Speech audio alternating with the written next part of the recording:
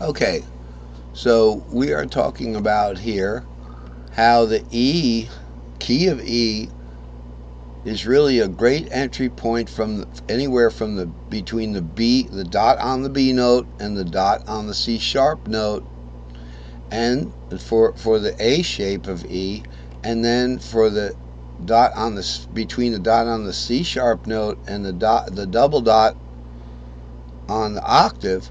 So C sharp would be the first dot to the left. All right, if as we're looking at this diagram, let's say, and also as you look at your, so mine, it would be up here. The C sharp would be here. It's way up here. Well, I noticed that the tripentatonic G shaped, it's a G shaped E there. Okay, remember, every key has all 5 shapes. Here's an E shaped E for reference. Okay, in caged, E goes to a D shaped E, the little D up there. G goes back to a C shape, okay, like this. We'll just do the chord. Okay, and then we go to an A-shaped E.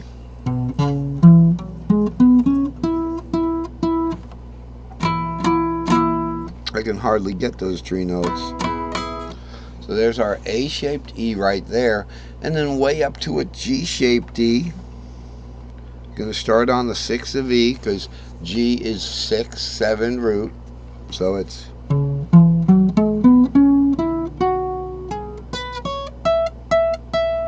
Okay, so that's this really tough chord to get.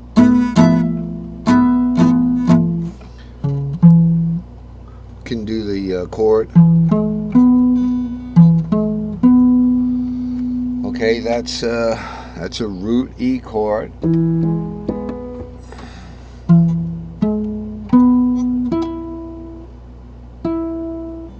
Okay, we're on root again, and then we're going to go to a major third, but it goes straight up because of the warp, and then we have a minor third on top of that. Okay, that's our G-shaped E way up here. I couldn't play the chord. It wouldn't even make a sound that sounded anything like a G-shaped E.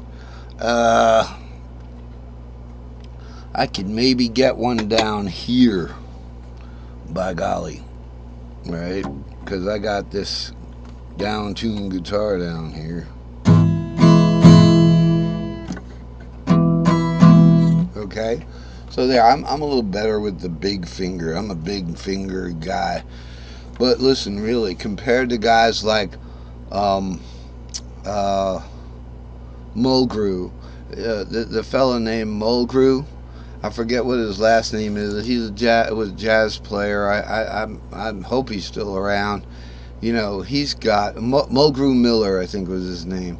His hands are so big, and same thing with like Scott Joplin, ragtime players. Big-handed guys. That's why they play these big ragtime things. Like Scott Joplin, would play these big things.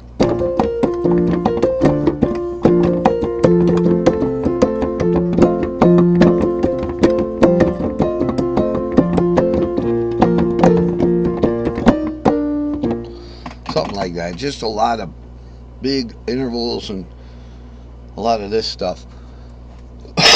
So I'm kind of like that kind of a guy. So I don't like using the open strings all the time. I'd rather go and get those. So for the G-shaped E, it would be...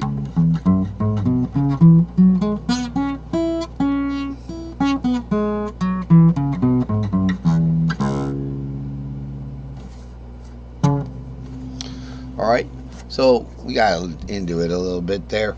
I learned those 5 piano rags: Ragtime Dance, Maple Leaf Rag, Bethina, Entertainer, and one of the Elite Syncopations.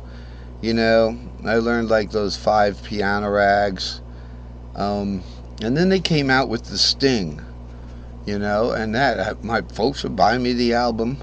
And I had the music book, and that's how I learned the rags. So, but meanwhile, I was struggling with the Beach Boys music, where I would buy Bob Moran or um, Good Vibrations, and try to play through that. And really, if I had a guitar back then, it would have been so much better. Anyway, we're never going to get off this subject if I don't finish this. So we have our G-shaped D, right? We just talked about it and played it. We played it an octave up, played it an octave down. We have an A-shaped D there, would be the fourth, but uh, that okay, this C-shaped A here, okay, this would be in the key of A. In pentatonic, it's the same thing. So in pentatonic, a C-shaped A in the key of A is the same as a C-shaped E in the key of E pentatonically, because you're not adding the fourth or the seventh. And the fourth, A is the fourth of E. Okay, you're going to get that augmented fourth of the fourth. In the Lydian, in the key of E, A will have an augmented fourth. So here's the E. The fourth of E would be, okay, but in the key of E it would be,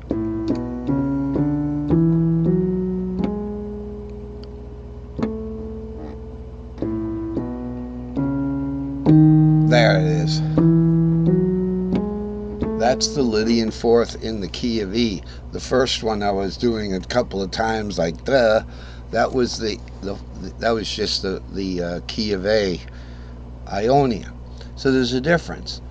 Anyway, I noticed that we have E, A, D here, so that could be considered just the key of A. So these guys can go away.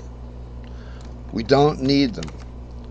Strictly, if we're talking, we want to simplify things. But yes, you can go into the key of A there, and you can go into the let's see, the fourth of E is A, and you can also go into the B there. Okay, so it'd be a D-shaped B there, but they can go away. It can be simplified. So let's advance to the new chart. Okay, what do we got here? We had our little discussion about moving in the X and Y direction. Here's Y direction going into strings. Up the strings or down the strings, left or right. Okay, and the way we looked at it is, if you wanted to go from a C shape, string shape, okay, so your C string shape is 3, 4, 5. If you wanted to do the circle of cage, so you want to go from a C to an A string shape, but you don't want to stay on the same string, which would be 3, 4, 5 going to 5, 6. You can do it two ways. You can either go 3, 4, 5 and then find the 5 on the next string and then start there again, 5, 6, because cage has connectivity. That's a valuable tool. When there's a shared note, that means the next shape is going to start on the same note that you're already on. Okay, but if you want to go to the next cage shape up on the next string up, then it gets a little complicated. The way to do that is you can go up one string pattern shape, which would be go up one string pattern fifth in string pattern shapes. These are the string pattern shapes in the string circle. So a C shape 3, 4, 5 down there, and we want to go to the A shape 5, 6. We want to get from this C to this A.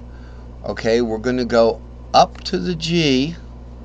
So we're going to go up a cage fifth, a string shape fifth. The only difference about a string shape fifth and a regular fifth is that string shape fifths go C to G, G to D, D to A to E, but then E goes back to C. That's a string shape fifth, because that augmented fifth, E doesn't go to B there because there's no B in caged. So we would go up to the G shape, and then looking at the cage circle, okay, when we're going to the left, all right, if we're in the G shape here, let's say in the key of C, we're going down the fretboard. To the left, we're going backwards in cage, so G would go up